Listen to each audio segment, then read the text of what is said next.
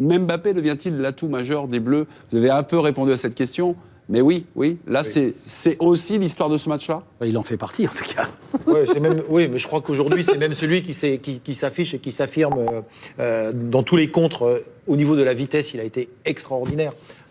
On sent que c'est un joueur qui est inarrêtable. Et quand il est arrêtable, c'est forcément par une faute. On aurait pu, sur le penalty qu'il a bénéficié, on pouvait siffler coup franc et penalty. Parce qu'il y a faute avant la surface, et il y a deuxième faute dans la surface. Il arrive à faire disjoncter un défenseur qui commet 2 énormes fautes.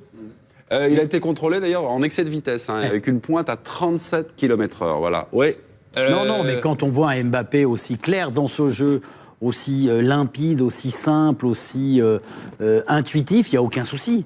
Moi, je lui reprocherais juste une fois d'avoir voulu encore rentrer un petit peu à l'intérieur. Il pouvait donner la dribble, mais ça, c'est pas très grave. Mais globalement, c'est génial. Quand il est comme ça, quand il est d'une limpidité, d'une clairvoyance. Alors, sa vitesse, bien sûr, ça, c'est un facteur extraordinaire. Quand on voit l'accélération sur la première...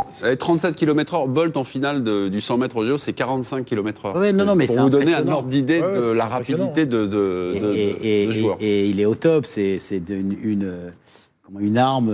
Non mais là c'est la confirmation ce match-là. Non, parce que 37 c'est avec des crampons sur du gazon, c'est pas sur une piste. Non mais c'est hallucinant, le chiffre est hallucinant. Paul, si la France gagne la Coupe du Monde, il sera en route vers le Ballon d'Or. C'est le joueur majeur de l'équipe de France, c'est notre atout principal, ce sera le joueur vedette. J'espère qu'on aura le... Surtout que ce que tu dis par rapport au Ballon d'Or... ces questions-là. Oui, mais ce qui est amusant par rapport au Ballon d'Or, c'est que aujourd'hui, Mbappé, entre autres, a éliminé Messi. Donc si, effectivement, on va au bout, il va peut-être falloir en quart de finale que Mbappé élimine Ronaldo et qu'en demi-finale, que Mbappé élimine Neymar. Oui, d'accord. Bon, donc non, mais je réponds à sa question pour expliquer pourquoi et comment il pourrait avoir le Ballon d'Or. Guillaume Dufy, oui, je viens voir la bouille de Guillaume au moment du tableau. Donc Messi, c'est fait, place à Ronaldo. Et place à Neymar. Non, je ne vais pas vous demander de faire ce commentaire-là, mais l'impression visuelle d'Mbappé au stade.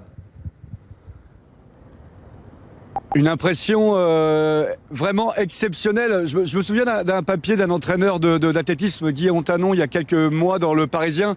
Il parlait de la foulée de Mbappé. Il disait Mbappé, c'est un athlète, c'est un sprinter.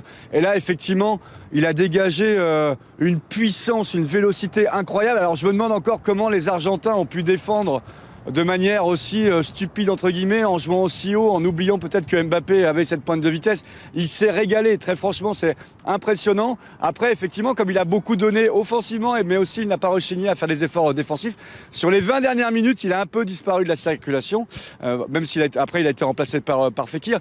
Mais ça devient, aujourd'hui, le joueur que les Bleus, que les milieux cherchent en priorité. On a vu sur le coup franc de Pogba, il a joué très très vite pour lui. Il ne cherche plus forcément Griezmann, on cherche désormais Mbappé. Et de la même, ça c'est normal. De la même manière... Vas-y Johan, parce que... Non, vas-y. Non. Alors moi j'allais parler d'autre chose. Ah bah non, alors non. J'allais rester sur Mbappé, mais... Ouais, mais... Non, vas-y. Bon, il va y revenir, je pense. Je vais remettre une petite piécette dans le... Non, dans le Rhin, allez-y. Non, mais... Je crois que, vu le profil aujourd'hui de Kylian Mbappé, mais là-dessus, tu m'accorderas de la constance, Johan, je crois qu'il faut s'interroger sur même la manière dont tu joues. Parce que, forcément, plus il y a d'espace, plus tu vas être dans la transition, et plus il va être fort, et plus il va pouvoir utiliser sa vitesse. Donc il y a une réflexion à avoir sur l'organisation. Si il devient ton joueur cadre, ton joueur majeur sur le plan offensif, il faut aussi s'adapter à cela. Oui, mais ça... Parce que là, comme vous l'avez dit tout à l'heure, l'Argentine a été un peu naïve et a laissé beaucoup d'espace. Ça a permis aussi de le trouver de manière formidable. Il faudrait essayer de créer des situations comme celle-ci face à des équipes qui ne le feront pas naturellement, qui n'ouvriront pas autant le jeu naturellement. Sur l'organisation, peut-être l'idée d'avoir... Il ne faut pas réduire Mbappé à ça. Mbappé, dans le jeu parisien de possession, durant toute la saison, il a été à l'aise, il est dribbleur. Il a une palette suffisamment large pour s'adapter à différents styles de match. Moi, je ne suis pas... On est à Paris, à un restaurant, je crois, argentin, le Volver, donc restaurant argentin, vous voyez, pas besoin... Et Paul, je ne le réduis en aucun cas à cela. Je dis juste que c'est une arme fatale lorsqu'il est mis dans ces positions-là. C'était le cas quelque part à Monaco, qu'on le veuille ou non. et dans le jeu du Paris Saint-Germain, où je trouve qu'il a fait une très bonne saison, il a quand même été moins épanoui quand il y avait une vraie forte domination ou quand il s'est retrouvé en numéro 9. Moi, j'aime quand il prend les espaces et il peut les prendre sur les côtés, même quand tu as de la possession. Mais le jeu du PSG aussi permet cela, à mes yeux. Même s'il y a de la possession. Pardon, j'ai pas totalement tout compris de votre intervention, mais j'ai... Non, si vous n'avez pas compris, il faudrait... non, je me mets à la place du téléspectateur. Ouais, je me dis quoi? Alors finalement, l'évolution de l'organisation de l'équipe de France, c'est de recentrer Mbappé? Pas du tout.